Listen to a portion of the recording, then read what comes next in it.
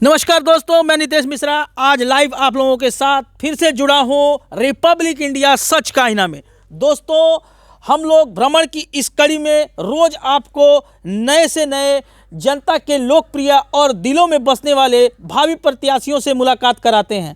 तो इसी कड़ी में जो फाजिलनगर विधानसभा क्षेत्र है, कांग्रेस पार्टी के सक्रिय कार्यकर्ता भी हैं और हर छोटे बड़े गरीब किसान मजदूर सभी वर्ग के लोगों के दिलों में बसने वाले जो भावी विधायक पद प्रत्याशी हैं मुक्तेश्वर कुशवाहा जी हम लोगों के साथ इस अंक में जुड़ चुके हैं। सर, बहुत बहुत आपका स्वागत करता हूं मैं अपने इस चैनल के माध्यम से। धन्यवाद सर। सर, चुनावी बिगुल बज चुका है, शंखनाद हो चुका है और हर लोग अपने अपने ताकत की पुरजोर आजमाइश पे लगे हैं। वर्तमान में जनता क्या देखकर वोट करेगी? देखिए, जनता जो है जितना समीक्षा करती है उतना आम लोग नहीं कर पाते हैं, ना नेता कर पाते हैं। जी। जनता ही बहुत बड़ी समीक्षक होती है और वही जनता ही जनार्दन है। वो जिसको देखेगी कि ये जो नेता हमारे सामने आए हैं उनका देखती है कि इन्होंने भविष्य में क्या किया है, इनका क्या कार्यकाल कैसा रहा है, काम कैसा रहा है, जनता के प्रति कैसा रुझान रहा है, कैसा इनका लगाव रहा है, उस पर वो समीक्षा करके फिर आने वाला जो नया कैंडिडेट रहता है उसके ऊपर समीक्षा करती है कि ये जो आए हैं ये क्या करेंगे क्या नहीं करेंगे, तो उसके ऊपर ये वोट करती है और वोट करेगी, इस बार भी करेगी। क्योंकि यहाँ माननीय से बहुत बड़े नेता माननीय श्री स्वामी प्रसाद मौर्य जी आए हैं। पहले के विधायक जो माननीय श्री गंगा सिंह कुशवाहा थे उनके सुपुत्र आए हैं भाजपा के प्रत्याशी के रूप में, और स्वामी प्रसाद मौर्य जी सपा के प्रत्याशी के रूप में आए हैं। तो उनके कामों का लोग जनता समीक्षा कर रही है, ऐसा नहीं कि नहीं कर रही है। और फिर कांग्रेस के कार्यकाल का भी जो वर्तमान पिछले जो कार्यकाल रहा है कांग्रेस का वो कैसा रहा है, क्या काम किया कांग्रेस, किसानों के लिए क्या किया, जनता के लिए क्या किया, और जो स्कूल हैं स्वास्थ्य के प्रति, शिक्षा के प्रति, और क्या है स्वच्छ जल के प्रति, नहर के प्रति क्या किया है, कैसा किया है, उसकी समीक्षा कर रही है कि हाँ कांग्रेस का कार्यकाल कैसा रहा। 32 साल में जो अभी सूखा पड़ा है कांग्रेस का, वो 32 साल में जो अन्य पार्टियां आई हैं सपा बसपा भाजपा, उन्होंने क्या किया है, जनता को क्या दिया है, उसकी समीक्षा करके इस पर जनता वोट करेगी। देखिए, मूलभूत हम लोग ग्रामीण क्षेत्र से ही आते हैं और किसान जो है इस देश की रीढ़ की हड्डी है। हर क्षेत्र में किसान का योगदान है और किसान अगर रूठ जाए तो आदमी दाने दाने के लिए तरस जाएगा। तो किसानों के लिए आप क्या कहना चाहेंगे? देखिए, हमारा क्षेत्र जो है किसान बहुल तो ये देश ही है और 80% किसान जो हैं इस देश में हैं और उनके ऊपर ही पूरा अर्थशास्त्र जो भी भारत की अर्थव्यवस्था है वो किसानों के ऊपर डिपेंड है। और बिल्कुल आपने कहा कि ये किसान जो हैं भारत के अर्थव्यवस्था के रीढ़ की हड्डी हैं। अगर एक साल भी सूखा पड़ जाता है या बरसात से दह जाता है तो पूरा किसान तो परेशान रहता है, लेकिन देश में सरकार भी परेशान हो जाती है कि आने वाले भविष्य में हम क्या करेंगे, कैसे करेंगे, और नहीं उत्पादन होगा तो क्या होगा। जबकि किसान जो है सब कुछ करता है, लेकिन सब किसके ऊपर डिपेंड करता है? किसान जो होता है भगवान के ऊपर डिपेंड करता है। वो भगवान अपनी खेती घर के अंदर तो है नहीं, वो सरे में है।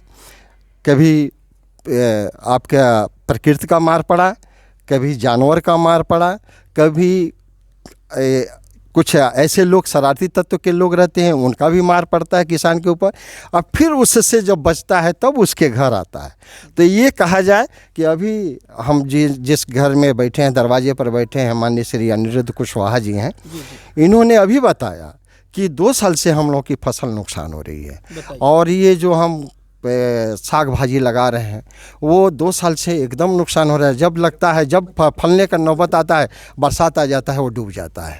हम लोग 2 साल से, आप देखिए सामने नर्सरी किए हैं घर दरवाजे के सामने, उसको बचाने के लिए कि ये नर्सरी हो तो हम खेत में ले जाएं। तो किसान लेकिन 2 साल से परेशान है, लेकिन ये सरकार ने कभी ये सोची नहीं। पिछले साल धान के समय में पूरा खेत बह गया, लोग बीजा खेते में रह गया, पानी लग गया, बरसात इतना हुआ कि रोपा नहीं लगा, जिसका रोपा लगा उसका भी बह गया। उसके बाद से ये सबसे बड़ा चीज़ है गन्ना बाहुल क्षेत्र है।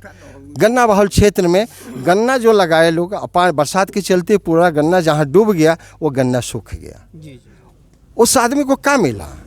धान लगाया कुछ नहीं मिला, फसल लागत तो चला गया। ये किसान जो गन्ना लगाया, गन्ना डूब गया, सूख गया, वो लकड़ी हो गया, जलाने के काम आ रहा है। उसका आय का तो घर से भी पैसा था वो भी चला गया, और जो आना था वो आइबे नहीं किया। तो वो तो आज रो रहा है, आज परेशान है। लेकिन ये सरकार, मैं ये कह रहा हूँ जो वर्तमान में सरकार है, उस खेत का बीमा हुआ है, केंद्र सरकार के द्वारा बीमित किया गया है। तो किस चीज़ का बीमा किया गया है? किसानों का क्या चीज़ का बीमा किया गया है कि आज तक 2 साल से मैं देख रहा हूँ, जब बह रहा है और फसल नष्ट हो रहा है तो बीमा का धन इनको मिलना चाहिए। तो कहाँ तक मिल रहा है? कहीं तो नहीं मिल रहा है। कौन सा किसान पा रहा है? और क्या चीज़ का बीमा? बीमा खाली पैसा देने के लिए, बीमा कंपनी को पैसा देने के लिए, कमीशन के लिए बीमा किया गया है कि किसानों के लिए बीमा किया गया है? ये सरकार से जानने की आवश्यकता है। मैं इस सरकार से पूछना चाहता हूँ कि किसानों के लिए क्या कर रही है। जी, ये तो आपने बहुत ही अच्छा बात कहा है। किसान तो हमेशा ही ईश्वर के ही ऊपर आश्रित रहता है।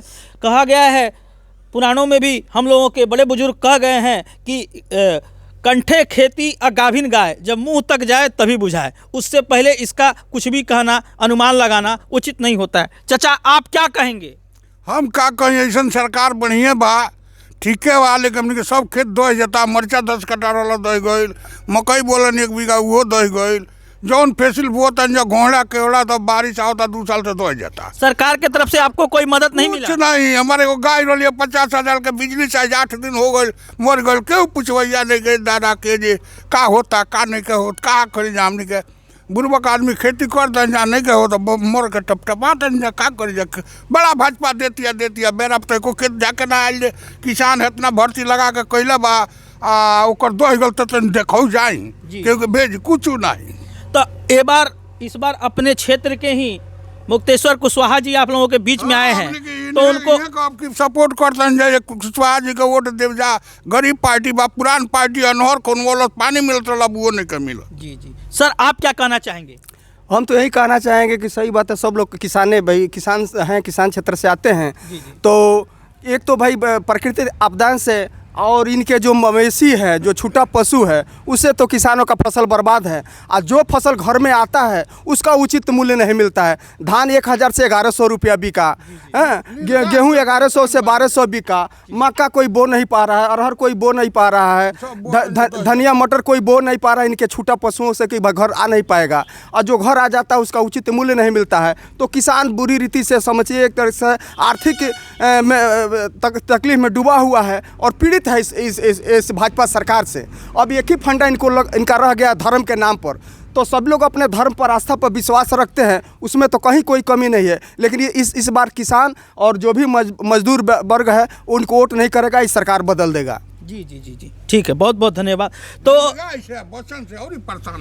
जी चाचा, बहुत अच्छा। तो सर, आपकी पार्टी के तरफ से कुछ क्या विजन है आपकी पार्टी का इस बार चुनाव में? देखिए, माननीय श्रीमती प्रियंका गांधी वाड्रा ने जिस दिन से आई हैं, 2 साल से उन्होंने बहुत मेहनत किया है। जहाँ भी किसी प्रकार की घटना घटी वो तुरंत वहाँ गई, लोगों की मदद करने की कोशिश की, सरकार को आगाह किया, सचेत किया।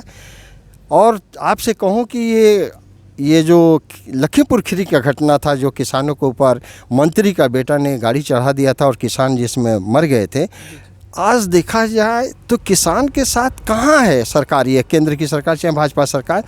जो मंत्री का लड़का किसानों को मारा, वो मंत्री प्रधानमंत्री के साथ, गृह मंत्री के साथ कभी भी है, इस सरकार में मंत्री बन के बैठा हुआ है। उसके आगे क्या कहा जाए। लेकिन वहाँ प्रियंका गांधी ने जब मिलने गई और लोगों ने जब उस जनता से मिलने नहीं दिया और सरकार ने उनको अरेस्ट कर लिया, तो वो बहुत बड़ा कांग्रेस के लिए टर्निंग पॉइंट था। और वो उनके आने से, वहाँ जो अरेस्ट कर लिया, उनके आने से देखें कि ये जो सरकार है कहीं ना कहीं आम जनता के विरोधी है और कहीं सहयोग नहीं कर रही है, खाली अपनी बात करती है। 5 साल अपनी सरकार चलाती है और सरकार चलाने के बाद से जब चुनाव आता है तो मंदिर भाई हिंदुस्तान, पाकिस्तान, मुस्लिम और हिंदू की बात आती है, तो उन्होंने देखा कि नहीं, मैं अगर लड़की हूँ तो लड़ सकती हूँ, या मेरे साथ ऐसा हो रहा है तो आम लड़कियों के साथ भी बहुत बुरा होता होगा। तो उन्होंने एक स्लोगन दिया कि मैं लड़की हूँ, लड़ सकती हूँ। उसका बहुत बड़ा लड़कियों के अंदर उत्साह उमंग आया और उसको लेके चल रही हैं। उसके बाद उन्होंने लड़कियों के लिए बहुत बड़ी प्रोग्राम लाई। उन्होंने कहा कि जो लड़कियां 12वीं तक कर लेगी हम मोबाइल देंगे, और जो ग्रेजुएशन कर लेगी मैं उसके लिए स्कूटी दूंगी, और बच्चे जो गृहिणी औरतें हैं उनको साल में 3 सिलेंडर मुफ्त में दूंगी और सारी सुविधाएं दूंगी।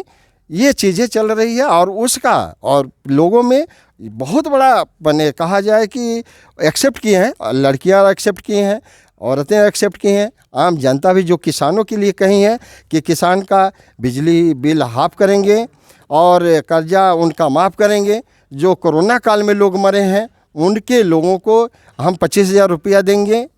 ये सब चीज़ें लोगों के अंदर बहुत बड़ा छाप छोड़ा है और इसी के चलते लोग कांग्रेस के साथ अब चलने को, कि कांग्रेस कभी जातिवाद की, धर्मवाद की, किसी वर्गवाद की राजनीति नहीं करती है। वो सबको लेके चलती है, चाहे अमीर हो चाहे गरीब हो, सबका विकास चाहती है। इसलिए अब आम जनता के अंदर जो लालीपाप दे करके सरकारें आ गई थी झूठी वादा करके, अब लोगों के अंदर वो झूठी वादे टूट रहे हैं, उनके भ्रम टूट रहे हैं। अब कांग्रेस की तरफ वापस हो रहे हैं और इस बार कांग्रेस के साथ सब लोग चलने को तैयार हैं और कांग्रेस की सरकार भारी बहुमत से बनने जा रही है।